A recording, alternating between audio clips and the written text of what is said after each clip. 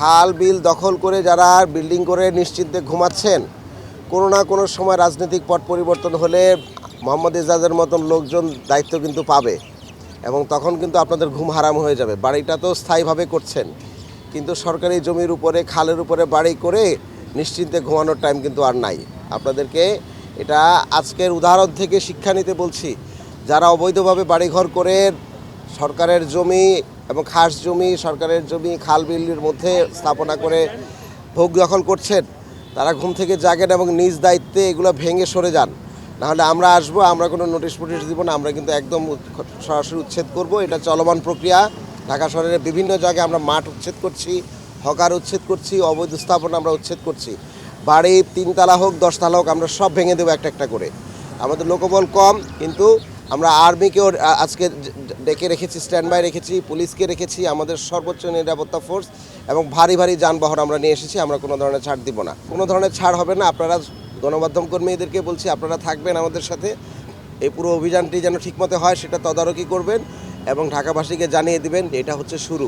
1 সপ্তাহের মধ্যেই হাইকার খাল দখল হয়ে যাওয়ার খবর কিন্তু আমরা আগে থেকেই পাচ্ছিলাম। তা আমরা এসে দেখলাম যে এখানে মাটি ফেলা হচ্ছে এবং অনেকগুলো স্থাপনা অলরেডি হয়ে গেছে।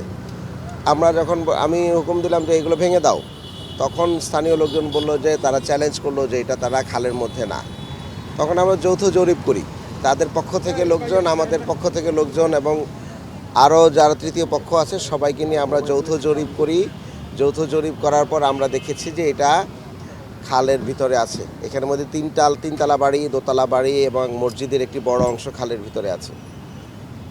আমরা মানা করার পরেও মসজিদের একটা অংশ কনস্ট্রাকশন কিন্তু কন্টিনিউ রেখেছে। এবং দেখেন, ঢাকা শহরের খালগুলোকে দখল করে কিন্তু ধর্মীয় প্রতিষ্ঠান, রাজনৈতিক প্রতিষ্ঠান, একসময় বঙ্গবন্ধুর নামে ক্লাব করে এগুলো করেই কিন্তু ঢাকার খাল এবং জলাধার এবং পাবলিক স্পেসগুলো কিন্তু দখল করা হয়েছিল। রাজনৈতিক অফিস দিয়ে দখল করা হয়, এখনও আছে বিভিন্ন জায়গায় দখল রাজনৈতিক অফিসের নামে।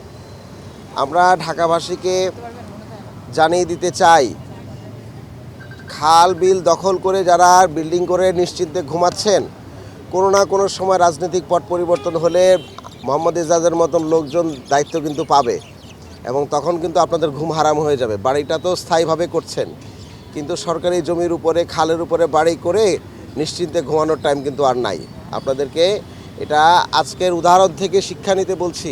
যারা অবৈধভাবে বাড়িঘর করে সরকারের জমি এবং খাস জমি, সরকারের জমি খাল বিলের মধ্যে স্থাপনা করে ভোগ দখল করছেন, তারা ঘুম থেকে জাগেন এবং নিজ দায়িত্বে এগুলো ভেঙে সরে যান।